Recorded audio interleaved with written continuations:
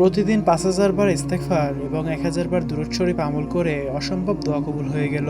হয়তো আল্লাহ তাআলার এটাই ইশারা। হঠাৎ একদিন ইউটিউবে ঢুকে দেখি আপনার ভিডিওগুলো সামনে আসে। প্রতিদিন ৫,০০০ বার ইস্তেগফার, ১,০০০ বার দুরূদ শরীফ আমল করে অসম্ভব দোয়া কবুল হয়ে গেল। এই দুটো আমল একসঙ্গে করলে আল্লাহ তাআলা অসম্ভব দোয়াও মিরাকেলভাবে কবুল করে নেন। এই দুটো আমল এতটাই ফজিলতপূর্ণ আমল, যেটা আমরা ভাষায় বলে প্রকাশ করতে পারবো না। আজকের এই দোয়া কবুলের গল্পটি শেষ পর্যন্ত মনোযোগ দিয়ে শুনতে থাকুন, তাহলে বুঝতে পারবেন আল্লাহ তাআলা বান্দার দোয়া কত দ্রুত কবুল করেন। আজকের এই দোয়া কবুলের গল্পটি আমাদের একজন ভিউয়ার্স আমাদের হোয়াটসঅ্যাপ নম্বরের মাধ্যমে শেয়ার করেছেন, আর সেই দোয়া কবুলের গল্পটাই আমি আপনাদের মাঝে পড়ে শোনাবো ইনশাআল্লাহ। আসসালামু আলাইকুম সুপ্রিয় দিনী ভাই ও বোনেরা, শুরু করছি পরমই আল্লাহ তাআলার নামে, বিসমিল্লাহির রহমানির রহিম।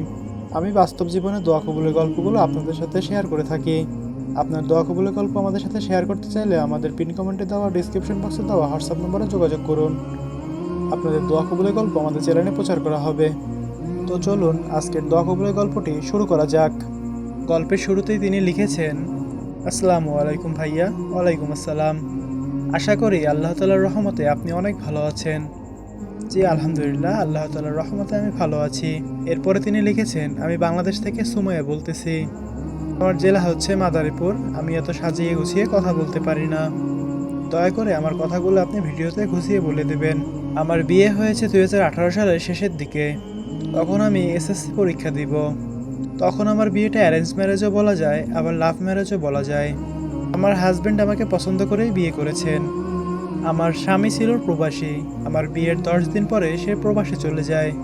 আমাদের সময়গুলো ভালোই কাটছিল। বিয়ের 3 বছর পরে সে দেশে আসেন। আমাকে আমার স্বামী অনেক ভালোবাসতো। আমার সব আবদার পূরণ করার চেষ্টা করতেন। 2024 সালে হঠাৎ একটি ঝড় আমার জীবনে নেমে আসে। আমার হাজবেন্ডের সাথে আমার ভুল বোঝাবুঝি হয়, এক পর্যায়ে মনোমালিন্য হয়। সে যখন 24 সালে দেশে আসে তখনও সবকিছু ভালোই ছিল। যে কোনো একটা ভুল বোঝাবুঝির কারণে সে প্রবাসে চলে যায়। এরপরে তিনি আমার সাথে আর যোগাযোগ করেন না। সবকিছু থেকে আমাকে ব্লক করে দিয়েছেন এবং সকল কিছু থেকে যোগাযোগ বিচ্ছিন্ন। তার একটিই কথা ছিল, সে আর আমার সাথে সংসার করবেন না।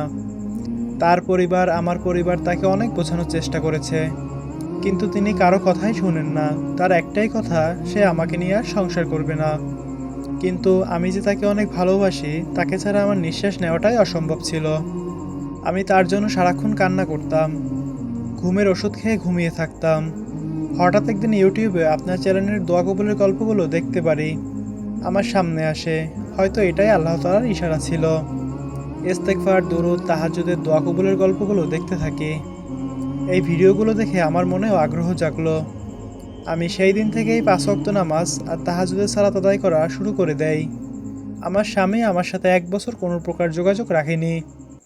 আমি প্রতিদিন 5,000 বার ইস্তেগফার এবং 1,000 বার দুরূদ শরীফ পড়া শুরু করলাম। সাথে সালাতুল হাজত নামাজ প্রতিদিন পড়া শুরু করলাম।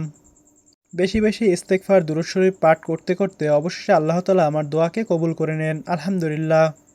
হয়তো মহান আল্লাহ তাআলা আমার একটু ধৈর্যের পরীক্ষা নিয়েছেন, আলহামদুলিল্লাহ।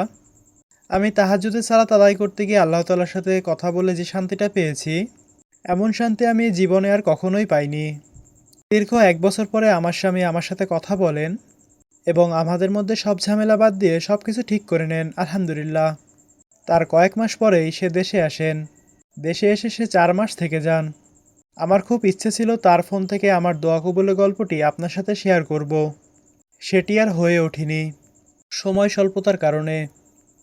অনেকে চেয়েছে আমাদের সম্পর্কটা ভেঙে যাক, কিন্তু আমার ওই আল্লাহ তাআলা সেইটা চাননি।